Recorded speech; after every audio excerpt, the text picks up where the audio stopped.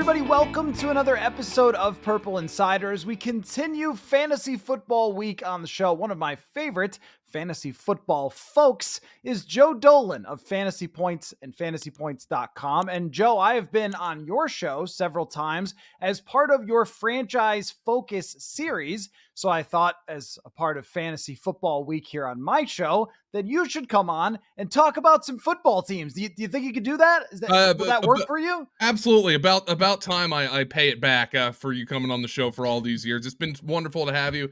For those of you who don't know who I am, I don't expect you to, but hi, I'm Joe. And just like Matthew, I am a Greyhound enthusiast. I have two of them. They're not here right now. They're downstairs with my wife, but they are the prides and joy of my life. And I'm preparing right now. I don't know when this is being released, but we're recording this before the 4th of July. I'm preparing right now for my poor Crimpet to be hiding in my closet because of the fireworks. We can't do. Everybody's like, do you have fourth plans? Yeah, comforting my poor dog. That's my fourth plans. Yep, I know all about it. Our Greyhound, who passed away 2 years ago, she could not stand the fireworks. And in my neighborhood, July 4th, for some reason, starts June 30th. And I will never understand that. People fire off random fireworks and stuff. So stop it, because you're driving dogs insane. But that was always one of our worst times of the year. And let me guess what your Greyhounds are doing right now. Sleeping. That's it. Yeah, they get activated around 4 p.m. Eastern. That's usually when they get activated and start running around a little bit. But they get their zoomies. But they are sleeping right now.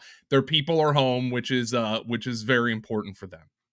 Well, they are a great dog, and anybody who is looking for a family pet might want to look into Greyhound adoption. I don't know where things stand with racing in Florida and some other places around the country, but I believe there's been significant efforts to stop Greyhound racing, which will mean more dogs need homes. So look into that if you're interested. There's your PSA from Joe Dolan. And why don't we start, as far as football goes, with some teams on the Vikings schedule. That seems like the smartest place to begin.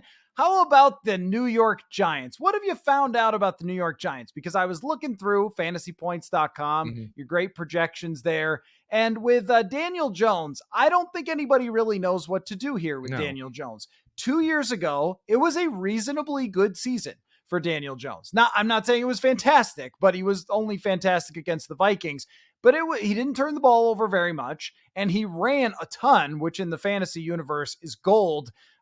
But then last year, everything was a complete disaster. He was sacked 30 times in 6 starts or something like that, threw interceptions, really, really struggled. Do we think Malik Neighbors is going to impact him positively, not having Saquon Barkley, Brian Daboll probably playing for his job here? Or are we just out? Are we just like, they screwed that whole thing up and we're done with Daniel Jones? The thing that's nice about the Giants, and I put nice in quotation marks, is the fact that the Giants are very cheap. The problem, there's only one Giant who's particularly expensive. That's Malik Neighbors. In best ball drafts right now, he's going around wide receiver 19. We have him at wide receiver 29. And a large part of that is because of the uncertainty with Daniel Jones or Drew Lock or whoever the quarterback's going to be. You know, he's coming off a torn ACL. He's embattled as is. The offensive line is bad. So is the offensive line going to improve enough for Daniel Jones to keep upright? Is Malik Neighbors going to be enough of an improvement over their receivers to give them actually decent options? How big a downgrade is Devin Singletary going to be in the backfield? All these questions kind of coalesce. Now, their defense should be pretty good, at least on the front end. And if you look at it through that lens of the defense being good on the defensive line, you could kind of view the Giants as a crappy version of last year's Jets. Because even though look, say what you want about Daniel Jones, he's better than Zach Wilson and always has been. But the problem is the Jets had an elite receiver in Garrett Wilson, and towards the end of the year, after he got his legs back under him, an elite running back in Breece Hall. The Giants are not going to have that unless Malik Neighbors goes nuts as a rookie, which is possible. You know, we've seen Giant rookie receivers do that in the past. I'm not all that. We have Devin Singletary way above his ADP. We have him as running back 21. He's going RB 34 in drafts right now. The one guy who I've actually been drafting, though, quite a bit is their rookie running back, Tyrone Tracy, who's a converted wide receiver and is now they're kind of somebody who's been making plays for them. He was a 5th-round pick. out of Purdue. So 5th-round pick at running back, sometimes you're just like, but other times if they have opportunity, you look and say, okay, maybe we can work with something here. Tyrone Tracy might have an opportunity. He's been making plays in mini camps. He's been the guy I've drafted the most. I've dabbled in some like Darius Slayton and Wan'Dale Robinson, but ultimately this is one of the lowest projected teams we have across the board in 2024. Yeah, and that's how I think everyone should be looking at the New York Giants as an opponent for week one. It just screams the Vikings go to New York and don't come away with a win because they always have their letdown games against teams like this. But is there any universe where you could see this going the other way? I think it's very hard based on what Daniel Jones has done in the past. And you bring up the offensive line. I feel like the offensive line is, when you're analyzing from a fantasy perspective and what teams are going to do, maybe the most forgotten about or Oh, for sure. underappreciated part, because if you're picking running backs, a lot of times you have to go, I'm picking their blocking and the running back, because that's what's going to result in those yards and yards per attempt and so forth. And the other part of it too is if Daniel Jones gets sacked 30 times in 6 games, then he can't throw it to people. It becomes much more difficult for him to push the ball down the field. Not that he ever did that in the first place. I mean, I think from a fantasy perspective, Neighbors, a big part of his discussion is, can they get the football to him? Because there's not a lot else there that's scary, and the offensive line is such a struggle. But is there something that we could be missing? Because every year we get surprised by a team. We go, oh, they're not going to be any good. And then somebody's better than we think. Malik Neighbors being really good, it could seriously help matters here. In addition to, look, they have a second-year center and they brought in 2 new guards. Now, I don't think anybody's anticipating Jermaine Illuminor and John Runyon Jr. to be like these great massive improvements, but maybe they could be improvements. They keep Daniel Jones upright. He runs around. Brian Daboll gets a little bit of his play calling mojo back, and all of a sudden the Giants look to surprise people, and that defense keeps them in games, and maybe it gives them a little bit of confidence early in the year. But offensively, this is one of the worst rosters in the NFL. It most certainly is. So that's why I gave you the Giants to start off with, just to get you warmed up in the bullpen. Like, let's just get some throws in before we get to the big teams that the Vikings are playing at the early part of the season. I don't know if you've checked out this schedule. I'm sure you have. It's a beast at the beginning of the year outside of the Giants, but there are some really fascinating players from a fantasy perspective on these teams, starting with San Francisco. Now, I was looking up projections. Nobody thinks Brock Purdy's going to do it again. Let me try. Let me try on Brock Purdy's going to do it again. I'm going to just gesture at Kyle Shanahan. There he is. Look at him.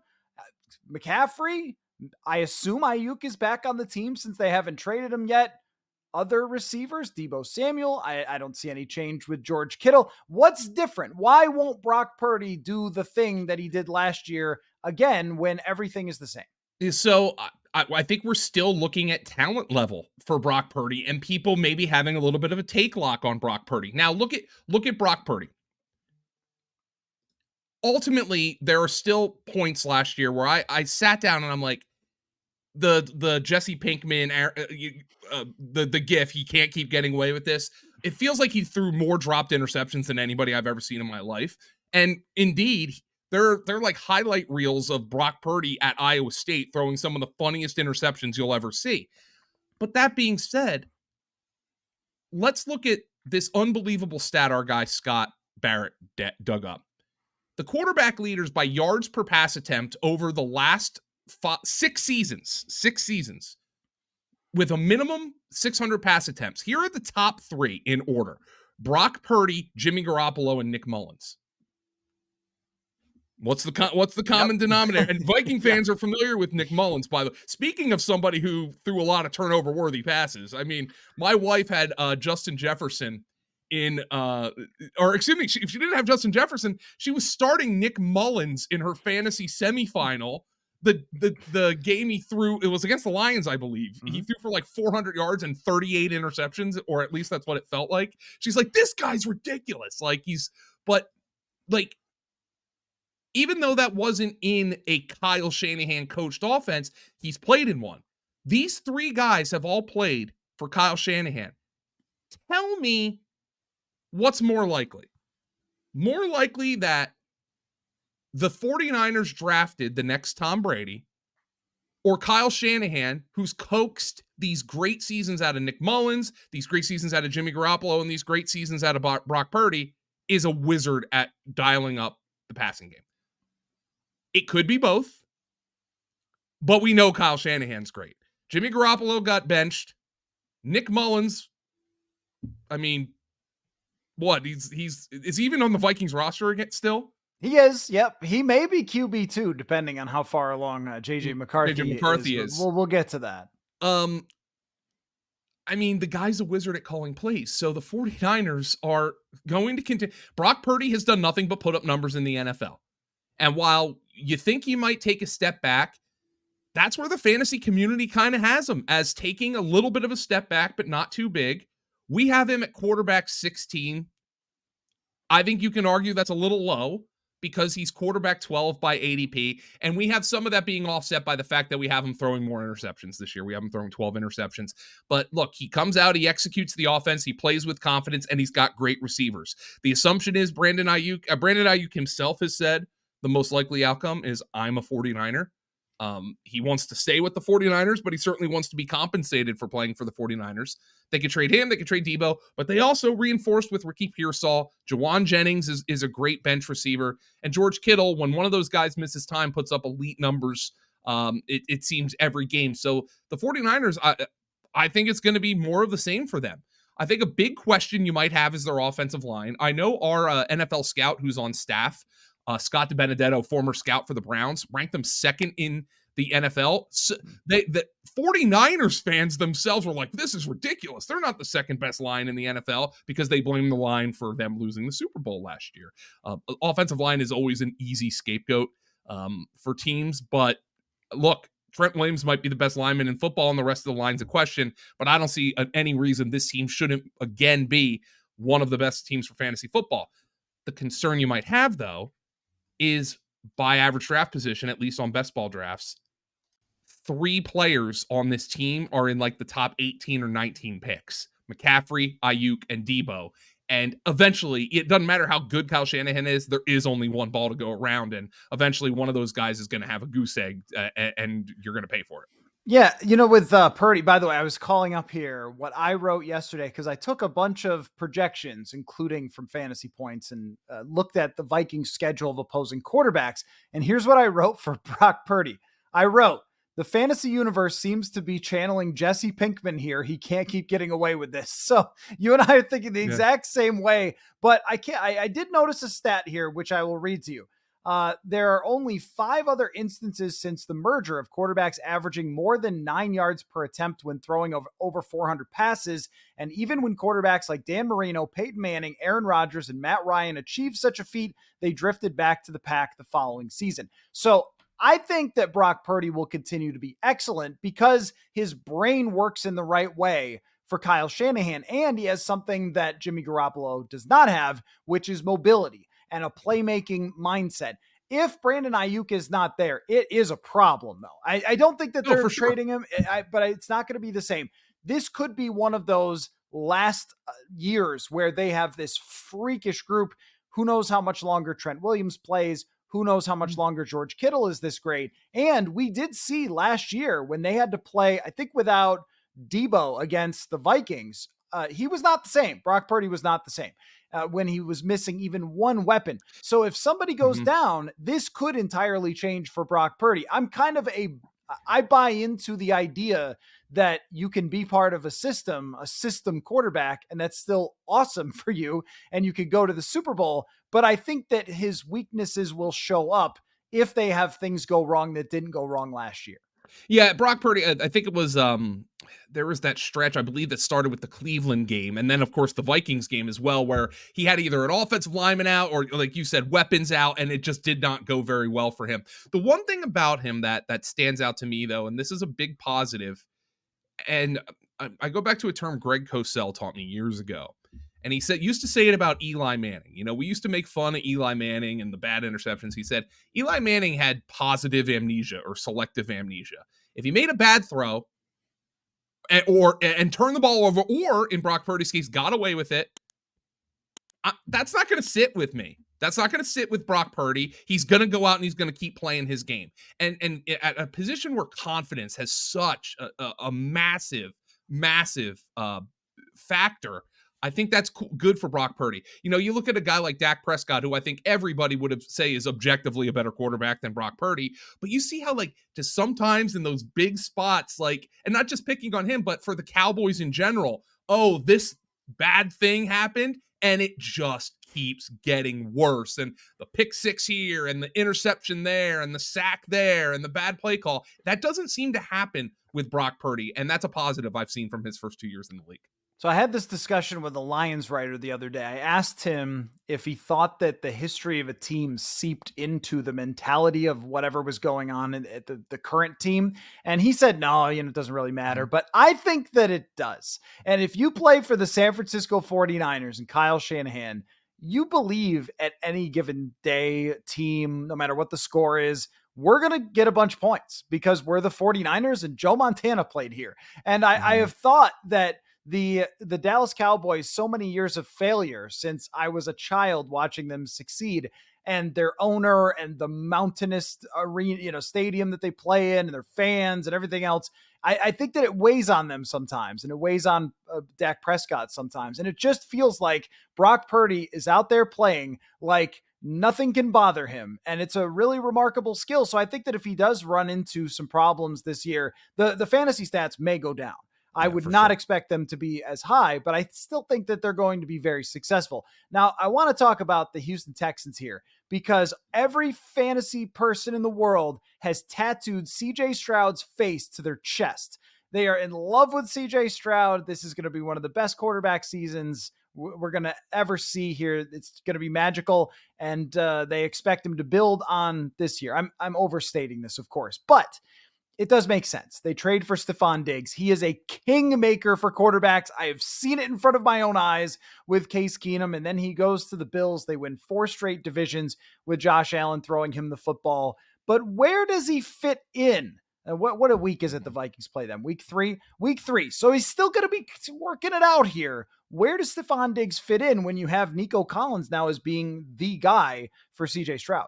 And by the way, there's a really valid question about that because Tank Dell, I just talked to Cody Stutes, who covers the Texans down in Houston, and he said Tank Dell, despite the injury last year, despite the fact that he was shot in fortunately, a very near tragedy this offseason, he's going to be 100% for training camp, so he's going to be ready to go. The question now becomes, who is Stephon Diggs? The Stephon Diggs from the first half of last year or the second half of last year? From weeks 1 through 9 last year, Diggs led all wide receivers in receptions, and he was the wide receiver 4 in fantasy points per game, behind only Tyreek Hill, A.J. Brown, and Justin Jefferson, 2 of whom got paid this offseason, and 1 of whom is angling to get another year or 2 added onto his contract, that being Tyreek Hill. But after they fired Ken Dorsey and went to Joe Brady, the targets absolutely dried up for Stephon Diggs. He had just 8 targets per game from weeks 10 on into the playoffs. He earned 10 or more looks in just 2 of his final 10 games with Joe Brady. He fell from the wide receiver 4 all the way down to the wide receiver 58 in fantasy points per game with the change from Joe Brady, from Ken Dorsey to Joe Brady at offensive coordinator. And now our guy, Brett Whitefield, who does our data charting, he said Diggs looked slower. Like it looked like he had lost a step, like he was hurt. Now the question is, did he not like the direction of the new offense? Was he upset that, Dalton Kincaid's getting more work or James Cook is getting more work and Khalil Shakir and all this? And maybe that's the case. We do know he is mercurial, and he is not afraid to wear his emotions on his sleeve. But the question becomes now, which version of Stephon Diggs are the Texans getting? Fantasy players think they're getting the version who's kind of in between, because he has to compete for targets. He has the disadvantage of playing with 2 receivers who already work well with CJ Stroud in Nico Collins and Tank Dell.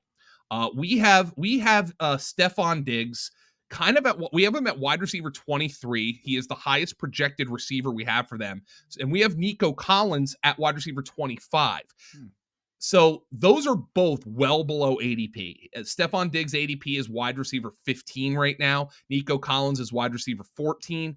So it's we're essentially saying something's got to give here. And oh, by the way, they also traded for Joe Mixon. So they're projecting to have an upgraded run game as well. So we have all three Texan wide receivers in our top 30, but we also have them all three below ADP. And this was the league winning offense last year because everybody was cheap. This year you got to pay up. And we think the best bet is probably just to pick CJ Stroud. I like Nico Collins the best out of these three. I know our projections say otherwise, but our projections have a formula that I'm not smart enough to understand. That's our guy Chris Wecht. He does all that stuff. But I like Nico Collins the best. I wouldn't be shocked if Stephon Diggs though has a resurgent season, just because pride is a huge thing for him, and he views this as maybe a chance to get to the Super Bowl. So I've been dabbling in Stephon Diggs in some best ball drafts, but fantasy drafters think it's somewhere in between the elite guy that he was for so many years and the not afterthought that he was in the second half of last season. Yeah, I've never known him to not play hard, even when he's unhappy. So I would guess, and I thought this too from watching him last year, that he was not only banged up, but also the amount of attention that every other team was able to give him with no other options. It wasn't like when they had, Cole Beasley there, Emmanuel Sanders, they had a couple other weapons. And when those guys left and there was not a whole lot else, it was like there was so much attention put on him. That will not happen. He should get a lot of one-on-one matchups. And early in his career, and at different times, Diggs is interesting because at different times, when you look at his yards per reception, some years it's like 10 and some years it's like 20. And it depends on how the offense was going. This to me screams a bunch of underneath stuff. Nico Collins is going to terrify opponents with the deep success that they had. And Diggs left in the slot one-on-one with nickel corners is just abuse. I know even if he's slower, still his footwork, the amount of work that he puts into that, he's so good in those tiny spaces. So I think that he's going to have a big year for them. What about the idea of sophomore slumps? Are you a believer, you buyer? Because I was trying to look this up. Harvard did a thing on it, trying to look up if a sophomore slump was real. I found a Rolling Stone article from a few years ago where they deeply researched the sophomore slump. Nobody can really put a finger on it. In fact, most quarterbacks that play well as a starter, even decently well in their first year, usually just become really good NFL quarterbacks. If this is CJ Stroud's baseline, he's going to be a very good quarterback for a while. So if this ends up being the best year of his career, or at least this is where you can expect him to be, the Houston Texans are going to be very proud of their investment. I'm not projecting like a massive blow up season, but I feel like that's more likely than a massive regression. Like you said, as a matter of fact, the second year quarterback starting, like that's kind of been a theme in recent years of guys who have just gotten way better. Like even like a guy who's fizzled out since, Carson Wentz. Jared Goff got way better in his second year, obviously with the upgrade in coaching, that certainly helps. So these are guys who end up, Joe Burrow, coming into the league and he gets hurt, and then all of a sudden in his second year, they're Super Bowl contenders. So I feel like that I think you can just counteract that with all the evidence that these second year quarterbacks come in and are better in their second season. So I'm not going to worry too much about that. If you do want to say CJ Stroud is a guy who doesn't run much, he's a pocket passer, and now it's very expensive to draft him, and you want to avoid him because of that, that's actually more valid than projecting a sophomore slump, in my opinion. Yeah, I agree. And what they've been able to give him, the coaching staff that they have, the fact that they did not lose Bobby Slowick and they have the same offense and they could just go forward with that. All of that is pretty significant. Right. They didn't lose Bobby Slowick, right? He's still there, their offensive coordinator. So I want to look at a couple other guys here that are going to have large significance to the Vikings, but I can't go any farther without Jordan Love. Tell me something in the Jordan Love debate I haven't heard. That's a challenge here. Wow. We've had the Packers guests on. We get the fan questions that are hating on Jordan Love and say, you're giving him too much credit. Give me some information. Give me a take.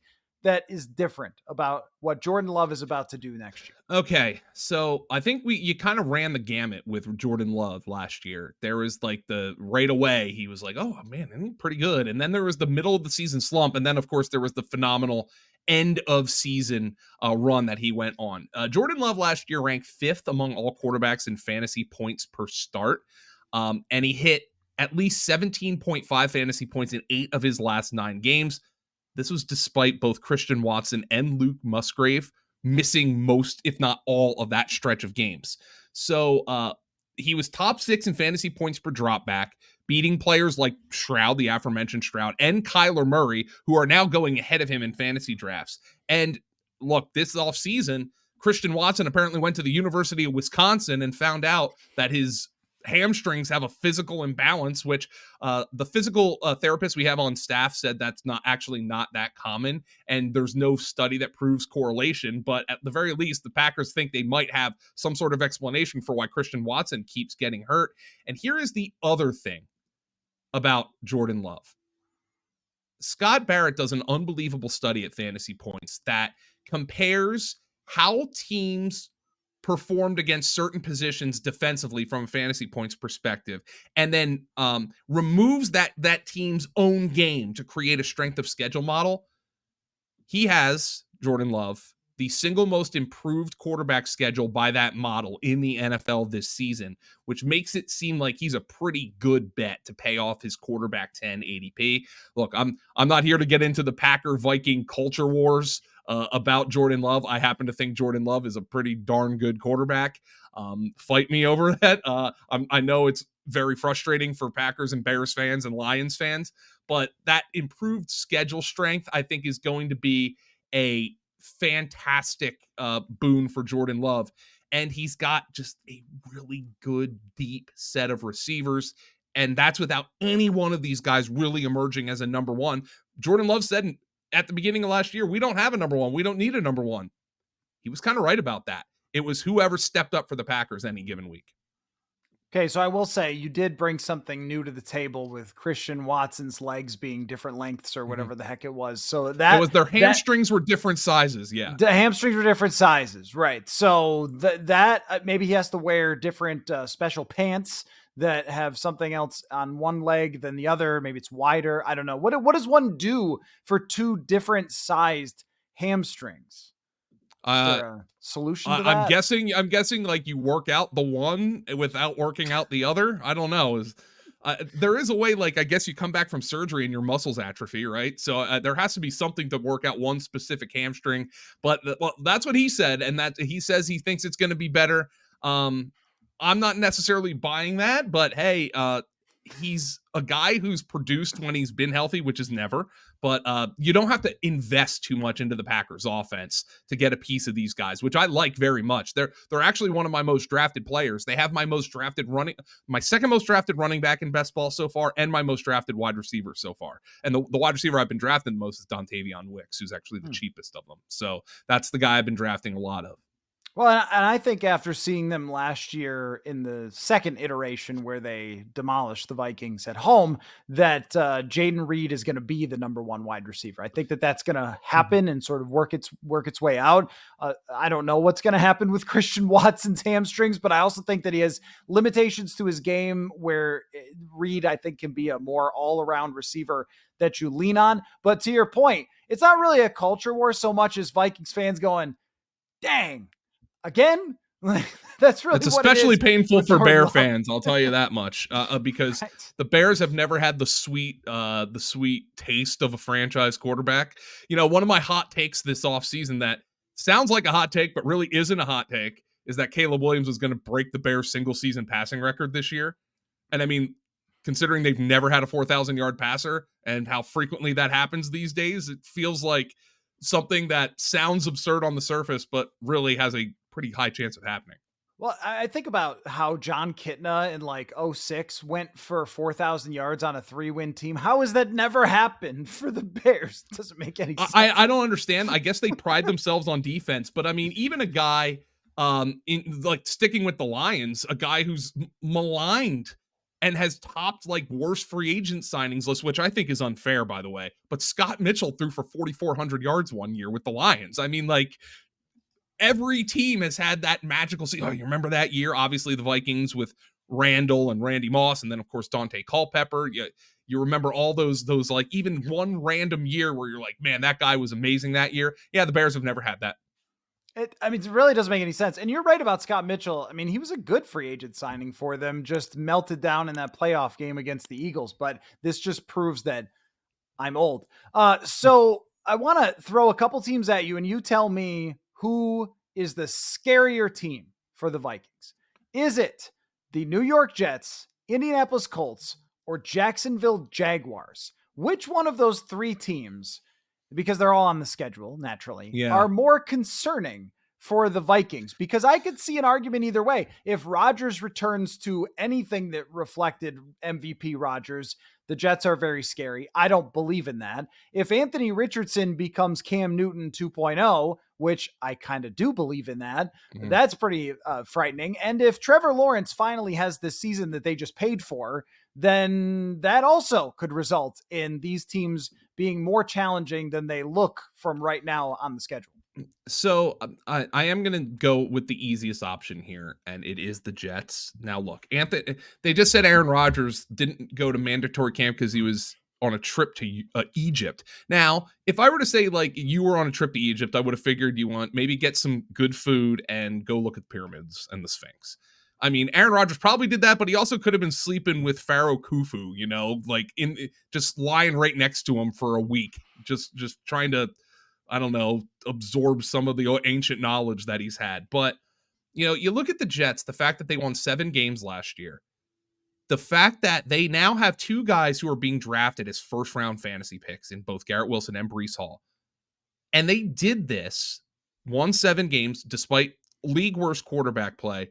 And with that defense, which even the biggest Jets hater would say, all right, yeah, maybe Aaron Rodgers is washed up and whatnot, but that defense is good, even though Hassan Reddick is cosplaying in Japan now as well. Like this that is true stuff. You're not even joking about any of this. No, this is all true about the Jets. But yeah, I mean, like if you get 70% Aaron Rodgers, that team's going to go into the playoffs. Like their defense is that good, and they have enough weapons around Aaron Rodgers. And on the other side as well, let's just say Aaron Rodgers gets hurt again, or a mummy captures him or something. They got Tyrod Taylor this year, and that's an upgrade over whatever the heck else they were throwing out there last year. So I feel like the Jets are a team that can make some noise. There are obvious questions. They have 3 new starters on the offensive line, and that doesn't even include the first round pick, Olu Fashanu. But that defense combined with the elite skill position, or at least the top heavy skill positions, makes the Jets, I think, a team that's going to be a very, very tough. They were a tough out for a lot of teams, even this past year with Zach Wilson. They beat the Eagles. That I guess that was probably the first sign that Eagles team last year was, despite the fact that they were winning a lot of games, was not anywhere near the same team that went to the Super Bowl. But this is a Jets team that won 7 games with Zach Wilson. That is a team that is potentially scary. Aaron Rodgers is available as quarterback 20 in fantasy drafts. People don't want to draft him. I kind of get that. But on the other hand, if Garrett Wilson produces like a first round wide receiver, Aaron Rodgers is going to be better than that from a fantasy perspective. Don't you think that Darkness Retreat, Tomb, it was just right there, like for the joke? I mean, you went with a mummy capturing him, but if you're going to do a Darkness Retreat, you could go to a cabin in the woods, or you could go to Egypt, or you could cancel your trip and participate in minicamp. I don't know. It depends on how much you care about football. But that's my thing here with Rodgers is I just don't trust him at this point. And when quarterbacks fall off, oh my gosh, do they fall off? And somehow Peyton Manning willed his way to a Super Bowl with the best defense in football. Maybe there's some version of that, but we have seen this historically that you're never quite sure when it's going to hit that wall. And it usually doesn't slowly fade into the distance. It usually goes off the edge of a cliff. And the man doesn't really look like he's in football shape to me. I mean, I think when he was an MVP even a couple years ago, he was probably 20 pounds heavier. He's coming off an Achilles. How can you buy that he's going to play 17 NFL games when he had tons of injuries, even when he was fully healthy. Anthony Barr helped by falling on his collarbone that one time, but I mean, he always has been banged up through his career. I think I might go Colts with this answer because you're right about the Jets defense. If Anthony Richardson is that second year step that does exist for guys who show it in the first year, they could be really good. They almost made the playoffs last year with very mediocre quarterback play. They've added to their weapons. They've still got a good line. I like their coach a lot. I'm buying, and I was a big Anthony Richardson believer coming out of the draft, so maybe that influences some of it. But that man looked in total command of their offense last year. Some of the footballs were bouncing their way to receivers and stuff, but even then, he was finding some ways to win games. I like that team probably more than I hear them talked about. They're actually good for fantasy too. And Jonathan Taylor's kind of a linchpin player for me because he's available in the second round. And I think you can get an elite receiver in the first round and draft Jonathan Taylor in the second. And that's really, really a solid strategy. Although, of course, Anthony Richardson could vulture some touchdowns for him. You also have to keep in mind, though, that Zach Moss isn't there anymore. He went to Cincinnati. So this looks like a pure bell cow situation for the Colts. The thing about the Colts is that you hit on that I really like is I'm not sure we know, or I'm not sure we've seen how great Shane Steichen is as a head coach because he never really got the shot. Anthony Richardson started 5 games and I don't think he finished 4 of them, so I think he played literally 1 complete game. We saw what Shane Steichen did with Jalen Hurts and that Eagle offense. And we saw the drop off that the Eagles had when they kept the same system, but clearly didn't have the driver. It's, I don't know if you're into Formula One, but like they Max Verstappen in the Red Bull is a big different animal than Checo Perez in the Red Bull. And then the Eagles decided to rebuild the car this offseason. So Shane Steichen might be really one of those special coaches like we were talking about with Kyle Shanahan. Not to say he's at that level, but I think he might be one of those coaches who you just realize is going to get the best out of his team. And we didn't have the opportunity to see that last year. And maybe this time next year, we're talking about Shane Steichen as like this, oh my God, this guy just did an unbelievable job. And Anthony Richardson's an MVP candidate. I think that's a fair gamble to make. I also think I wouldn't go all in on that because of what little we saw of Richardson. But let's just say this. From a coaching perspective, I have way better vibes about the Colts than I do about the Jets or the Jaguars of the question that you asked. Yeah, no, I agree. And I'm always looking for a team that was kind of hovering and we didn't really talk about a whole lot that could surprise everybody the following season. All right, last thing. You've had me on your franchise focus podcasts, but what else you want to ask me? What do you want to know? What's the fantasy world dying to know about the Minnesota Vikings that I can provide you with answers? What do you think? I think the JJ McCarthy thing is kind of tired at this point. I think most people, including you on my podcast, expect Sam Darnold to be the starter. I think we know TJ Hawkinson probably isn't going to be ready until midway through the season. A really polarizing player right now for fantasy, though, is Jordan Addison. Because people are just like, all right, Justin Jefferson's definitely getting the football. Jordan Addison, though, with the change at quarterback to either a rookie or a guy in Sam Darnold who's frankly and never was, can he pay off as essentially a number 3 wide receiver at his wide receiver 39 ADP? That's a very polarizing player for fantasy right now. It is. And whenever I go on like XM or whatever fantasy shows, it's one of the first guys that everybody asks about. Like, is he going to take this next step or how much is the quarterback going to impact him? Here is my answer for the fantasy enjoyer who wants to draft Jordan Addison. I would be very high on that idea for a few reasons. Number one, Kevin O'Connell is not going to stop throwing the football. That even if Sam Darnold is erratic, he can still deliver the ball to his wide receivers. It's not like he is just going to drop back and throw it into the stands or something like Josh Freeman did that one time. He has his problem is throwing interceptions. It's not that he can't complete passes otherwise. So I think that he's going to lean heavy on him. Wide receiver 3 is Brandon Powell right now, possibly Jalen Naylor or Trent Sherfield. That's not inspiring. TJ Hawkinson is out. The only other person who can take I think, targets from him would be Aaron Jones. that Yes. if they throw a lot more out of the backfield than they did last year, but that's still not really Kevin O'Connell's way. We have not seen a ton of that over the last 2 years with Dalvin Cook or with Alexander Madison or with Ty Chandler. Usually it's the occasional screen, but mostly it's just checkdowns going to the running back. I think that O'Connell builds his whole offense around wide receiver 1, wide receiver 2, and he moves those guys around. He also drafted Jordan Addison and loves Jordan Addison. And here's a funny thing. At the last question of minicamp before we all took our break, I asked Kevin O'Connell, I said, hey, the depth wide receiver position, how do you kind of see that like shaping up in minicamp? And he said, well, Jordan Addison's had a really great offseason. I was like, I didn't ask you about that. That's not even a question. You just jumped right to, I would rather talk about Jordan Addison than anybody else. And the fact that he grinded through a lot of bad quarterback play last year, still caught a lot of passes.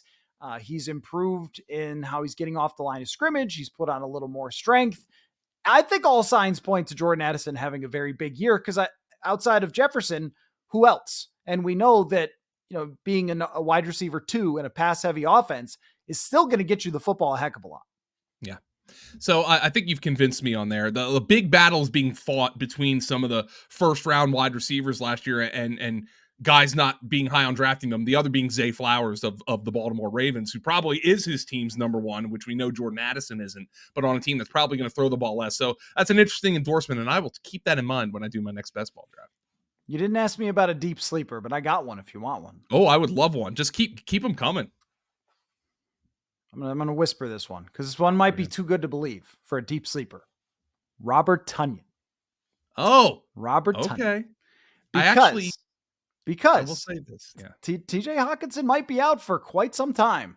And the best receiving tight end in minicamp by a country mile was Robert Tonyan. So they kept 4 tight ends last year. They might do it again. And if he looks this good in training camp, that man is going to play. He's more of a receiving tight end. That's the role for that position, not as much of a blocker. Deep sleep. Yeah.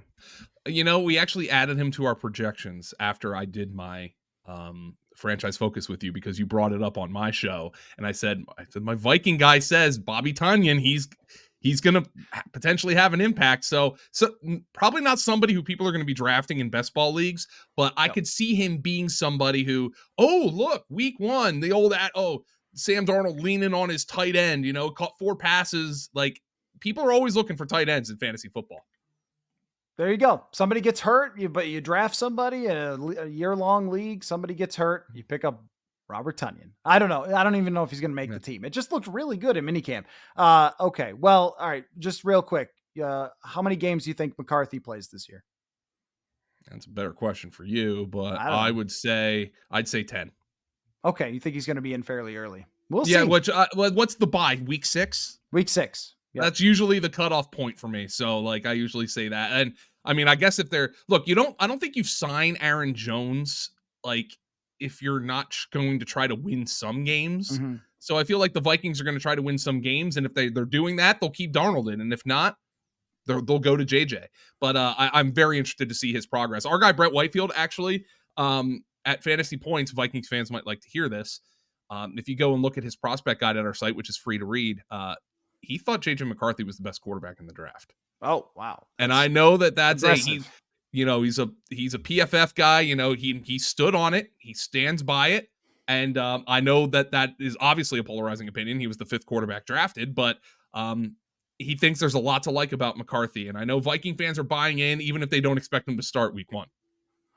Well, one thing I know is that we never know. And I don't have a great answer to that. Everyone asks me that. When is McCarthy going in? We got to see some training camp practices before we get a sense for that. Joe Dolan, one of my favorite people. I love going on your shows. This podcast appearance is probably worth 3 appearances on your show for me. So I've paid you back here, or you've paid me back, or whatever. At FG Dolan on Twitter. There's an underscore in there. Try to find it if you can. And fantasypoints.com. I look at your data all the time. A lot of really interesting numbers on fantasypoints.com. So I appreciate you, man. And we'll talk again soon. I appreciate it, Matthew. And thanks everybody for listening.